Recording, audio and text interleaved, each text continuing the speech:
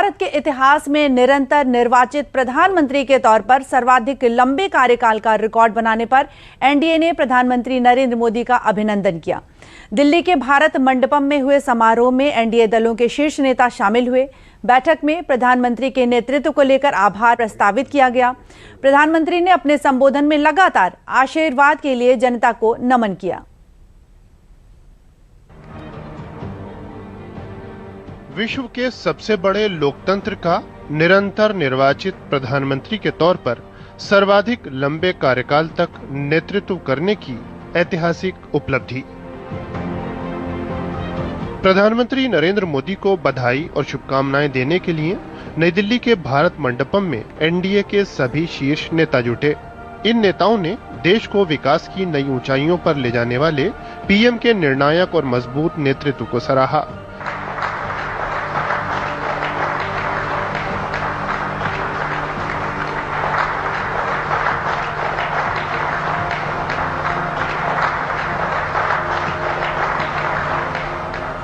Telugu Desam party के नेता चंद्रबाबू नायडू ने एक आभार प्रस्ताव पेश किया। सभी एनडीए नेताओं ने खड़े होकर तालियों की गूंज के बीच इस प्रस्ताव को मंजूरी दी। पीएम ने अपने संबोधन में लगातार आशीर्वाद के लिए देशवासियों को नमन किया।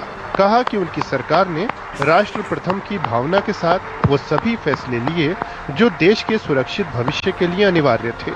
पीएम ने कहा कि 2014 में आशा का उदय होता सूरज आज नए आत्मविश्वास के प्रकाश पुंज में बदल गया है। देश के लोगों ने कांग्रेस के विश्वासघात के बाद अपना भरोसा हमें सौंपा था। मुझे आज संतोष है, गर्व है कि एनडीए परिवार के तौर पर हमने देश के विश्वास को हमेशा और मजबूत किया है। 2014 से पहले के हालात का जिक्र करते हुए पीएम ने कहा कि कांग्रेस ने देश को लाचारगी, बेचारगी और हीन भावना के गर्त में गिरा दिया था। देश को बताया गया था कि भारत में तेज विकास हो ही नहीं सकता। बड़ी ही चतुराई से इस धीमी विकास को एक नाम दिया था, हिंदू ग्रोथ रेट, यानी कार्यशैली कांग्रेस की, दायित्व कांग्रेस का, विफलता कांग्रेस की, लेकिन कलंक देश की बड़ी हिंदू आबादी के नाम लगाया गया। जबकि असल में इस कुसंस्कृति का नाम होना चाहिए था कांग्रेस ग्रोथ रेट। 12 वर्षों में वैश्विक अस्थिरता को रेखांकित करते हुए पीएम ने कहा कि देश ने हर संकट का मजबूती से सामना किया है। आज जब दुनिया की बड़ी अर्थव्यवस्थाएं संकट से जूझ रही हैं, तब भारत ने 2025-26 में 7.7% की विकास दर हासिल की है।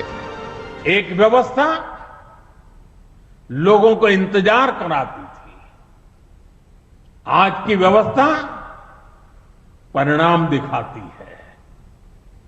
एक व्यवस्था काम अटकाती भटकाती थी, आज की व्यवस्था कहती है काम अभी होगा, समय पर होगा और बड़े पैमाने पर होगा। पीएम ने युवाओं, नारी शक्ति और मिडिल क्लास के सशक्तिकरण के लिए अपनी सरकार के प्रयास गिनाए। साथ ही बड़े सुधारों का जिक्र किया। पीएम ने अत्याधुनिक तकनीक में आत्मनिर्भरता का मजबूत संकल्प दोहराया। 2014 में 74 एयरपोर्ट से 2026 में 160 से अधिक एयरपोर्ट तक, 2014 में 1000 किलोमीटर एक्सप्रेसवे से 2026 में 6700 किलोमीटर एक्सप्रेसवे तक, 2014 में सिर्फ 5 शहरों में मेट्रो से 2026 में 20 से ज्यादा शहरों में मेट्रो तक, 2014 में 700 करोड़ रुपए डिफेंस एक्सपोर्ट से 2026 में 23,000 करोड़ रुपए के डिफेंस एक्सपोर्ट तक।